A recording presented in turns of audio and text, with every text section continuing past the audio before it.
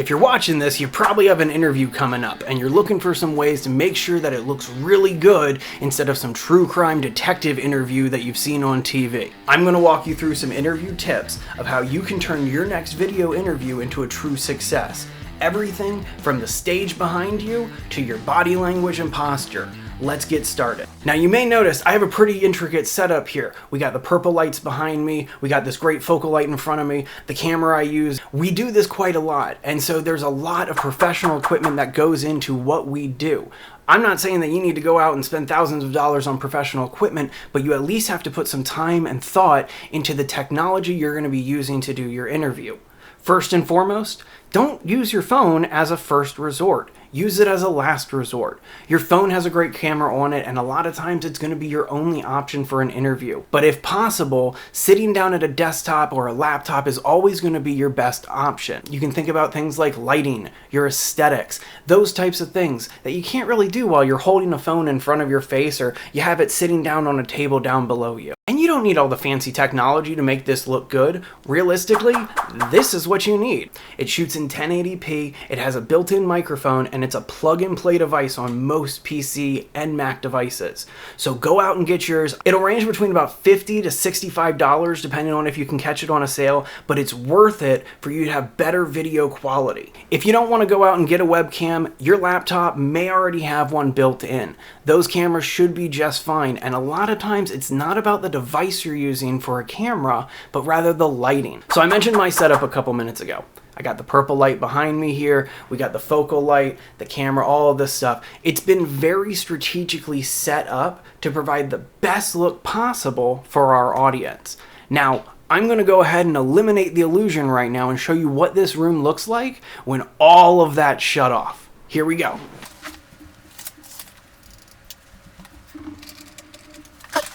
Now, even with the camera quality that I'm using, you can still see that this is a pretty decent shot. But what changed? There's more shadows on my face and it doesn't look as pretty. Not saying that I have a pretty face to begin with, but I can do better than this. There's also a lot more just busyness in the room. You're noticing things on my bookshelf here a lot more, aren't you? You might be also noticing the shadows being cast from the plant, the money tree back here. All of that takes away from the focus. Me. Or in this case, you, the interviewee. Because the host, their job is to welcome you through the process, to guide you through the process. It's your job to be the star. And so why wouldn't you take the time to make yourself be literally in the best light? The best way to do it is a standard 3-point lighting setup. I got an image of it up here on the screen for you. But what you do is you have a focal light, a side light, and a backlight.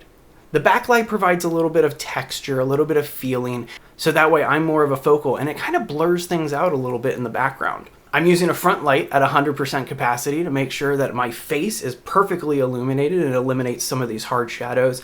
And I have a window off here to the side. Now I close that window, but I still allow some of the light to shine through. This casts a shadow across my face, and since I'm sitting in my room at an angle, it produces this really soft glow to provide the best look that I can possibly provide in this space.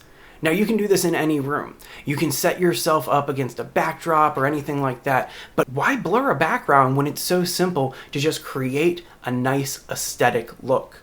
Clean up your rooms. Make sure that they look good. Your shareholders are watching this video not just to get the answers coming out of your mouth, but to get an understanding of the person behind the company. That's you.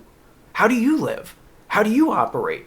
What's your desk look like? What books do you have on your shelf? There's a lot of stuff like that that you can use to express personality.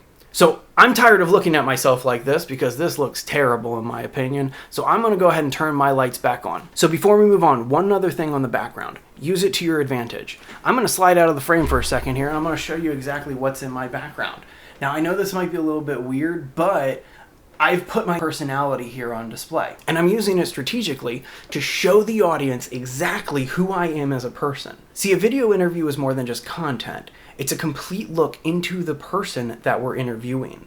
And that's why it's your job to showcase yourself to your investors. One of the worst things you can do is probably blur your background. Really showcase who you are as a person. Not only does it help build trust with shareholders and your audience, but it's really going to help drive a couple of your points home, because if it matters to you at a personal level, it'll definitely matter to you on the business front as well. All right, next up, I want to talk about dressing for the part. Now, I'm doing this video right here and I'm wearing a t-shirt. Am I dressed for the part? Yeah, because I'm a marketing director and I'm a marketing guy. And this is what I wear on a regular basis. And if that's what you wear on a regular basis, do that. When I say dress for the part, I don't mean dress up. What I mean is, if you're normally seen out in public and in interviews wearing a suit, wear a suit. If you're normally seen out in public in t-shirt and jeans and in interviews and things like that, wear a t-shirt and jeans. Use this as an extension of who you are. Don't try to become somebody else for your interviews. Just talk to people. Be yourself. Imagine that you're just in a room with a bunch of your friends and you're just talking about what's going on. That's what's really going to resonate most with people watching. Make sure that it's clean, make sure that you've taken some time into your hygiene and you look good and all that stuff. But at the end of the day, be comfortable. Don't go out of your element. Don't go outside of your comfort zone, because it's going to resonate. The last thing you want is to appear as anxious or nervous to your shareholders. Be confident in what you're doing. Showcase yourself, but do it from the most professional angle possible. All right, number 3 on this list, and probably my personal favorite one that I've put on here, because I guess I'm the one doing this stuff. I want you to do your interview with the editor in mind. Now, that doesn't mean that the editor is going to be able to fix everything, but I want you to do your interview, I'm going to repeat it, with the editor in mind. So think about the limitations of software. Let's say you're using Zoom or Google Meet or one of those just streaming programs for this. What happens when you're in a meeting with somebody? Somebody asks you a question and then you respond back, but for a few seconds before it switches to you, the video stays on the person who asked the question because the audio hasn't picked up yet and switched the camera over to the person who's speaking. So work with that limitation. Add a little filler. When someone asks you a question, say, "Great question." That's enough of an audio trigger to switch that camera over. The editor's probably going to cut that out just so that way it doesn't seem repetitive, but there's thousands of ways that you can do it. Yeah, sure. Oh, I like that. Yeah, we did do that. All of those little fillers are going to allow you to have a better flow in your interview. They'll make things easier on your editor's end, which makes me like you a little bit better. And then, of course, you're going to just have a more successful time because the shareholders will continue to watch that video. In that same vein, if you make a mistake, don't worry about it. It happens to all of us. But give the editor some time to cut out the mistake before you make the correction. So if you make a mistake, wait 1 second and then go back into the correction. Declare that you need to correct something too. An editor is going to listen to the entire piece of media and listen for those verbal cues. Working with us, you're going to hear your interviewer say it a lot. "Hey, Kevin, make sure you cut this part out." That's fine. It happens. You have the ability to say that stuff too. And we want you to, because this experience needs to be good for everybody involved. You, your shareholders, and, well, me, your editor too. All right, next up, and this is a big one. Eye contact. If you notice, I'm looking right at you, and that's because I'm looking right into that camera lens. And a lot of times, people don't want to look right into that camera lens. I'll show you where they want to look. They want to look here. They want to look at themselves. And depending on how big that monitor is, it can look kind of weird. So I'm looking at myself in the eyes right now, and I'm seeing myself do it, and it looks really, really, really weird. And I don't know why people like to do this. So I'm just going to stop doing this, and I'm going to go and look right into the camera lens again. And you see how my eyes immediately shifted right back at you?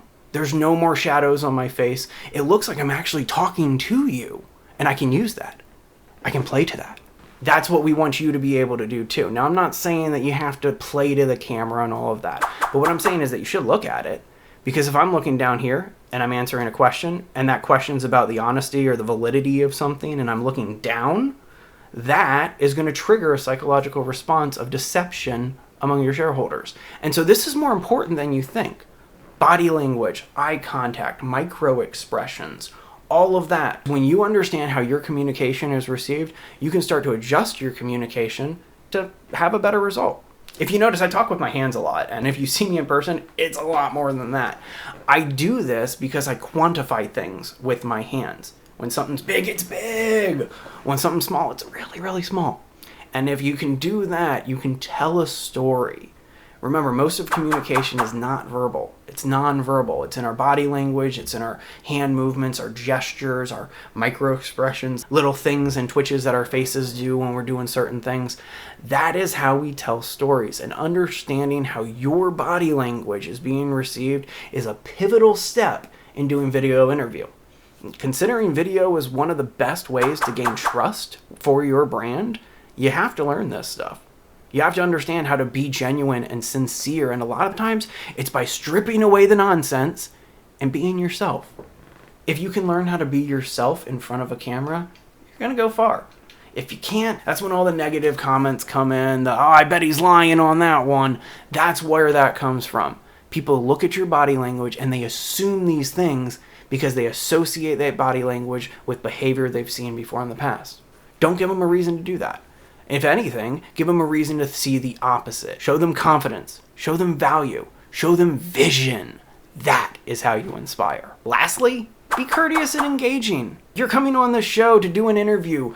Engage. Be excited about it. And the reason I bring this up, and I know a lot of people who come on to do an interview are excited about doing the interview, but you'd be surprised how many people come on and they just simply have something else going on. Or they have something else on their mind. It might be better to reschedule until you're in a better headspace and you can knock this out of the park than to limp through something like this, because that could kind of have the opposite effect. And that's the last thing you want, right?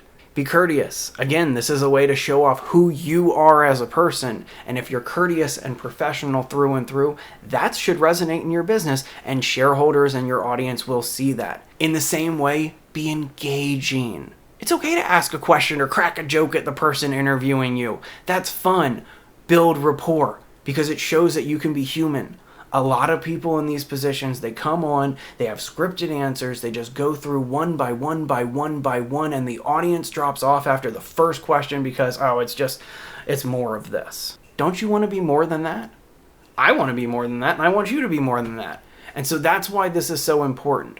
Be engaging. You're just having a conversation. Yeah, we're going to ask you some hard-hitting questions that might make you a little uncomfortable. That's okay. That's all part of it. We're still on your side. We still want to get your voice out to the audience, and we want you to do the best job possible. And that's how you make sure that the audience keeps watching and gets the pivotal information that's coming out of your mouth. We hope to see you on SmallCapVoice doing an interview here, and if you want information on that, I'm going to put it right here on the screen. We'd love to talk to you about coming in and doing an interview, specifically those in the small and micro cap space. You guys are really who we are interested in talking to. Again, my name's Kevin Gray. I am the Digital Marketing Director here at SmallCapVoice. We hope that you have success on your next interview, and we'll see you next time.